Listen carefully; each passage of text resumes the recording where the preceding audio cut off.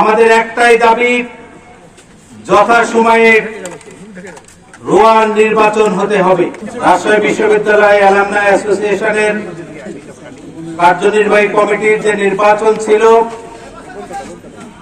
সেই নির্বাচন স্থগিত হওয়ার কারণে আমরা এখানে আজকে এই অবস্থান ধর্মঘট পালন করছি। আমাদের একটাই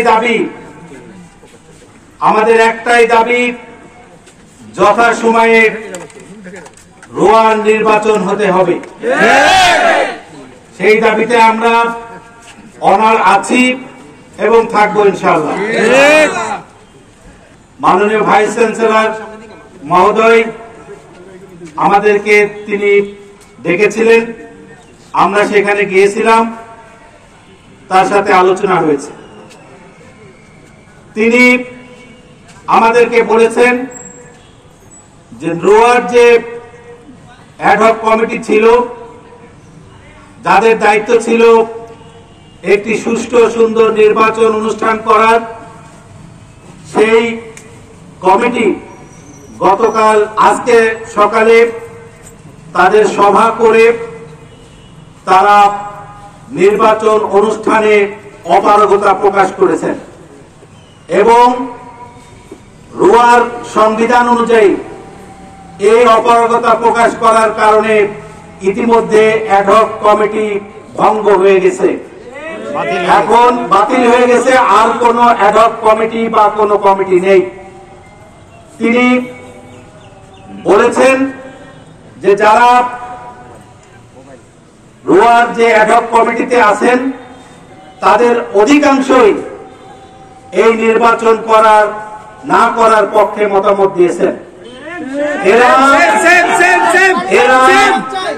তিনি এই ঘটনায় তিনি অত্যন্ত দুঃখ পেয়েছেন এবং সেই ঘটনায় তিনি বলেছেন যে যারা কোনো ঘটনা ছাড়া রোয়ার এই নির্বাচনের পক্ষে মতামত প্রদান করেছেন তারা অনৈতিক কাজ করেছেন এবং তারা সাহসহীন, তারা কোনো ঘটনা ছাড়াই রোয়ার নির্বাচন বন্ধ করে অনৈতিক কাজ করেছে।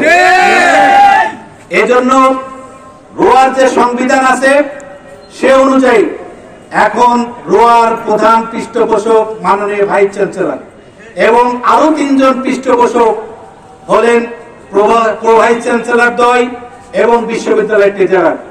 উনি প্রতিশ্রুতি দিয়েছেন আগামীকালই এই 4 জন রোয়ার পৃষ্ঠপোষকগণ আগামীকাল বসে নতুন যাদের সাহস আছে, হিম্মত আছে, যারা নৈতিক শক্তিতে বলিয়ান, তাদের নিয়ে একটি অ্যাডহক কমিটি গঠন করবেন।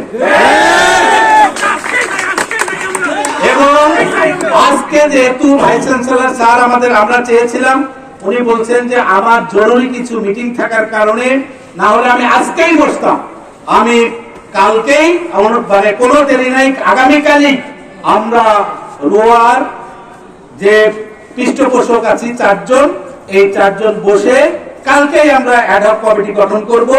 এই অ্যাডহক কমিটি তারা নির্বাচনের নতুন শিডিউল করে দ্রুততম সময়ের মধ্যে নির্বাচন দিবেন।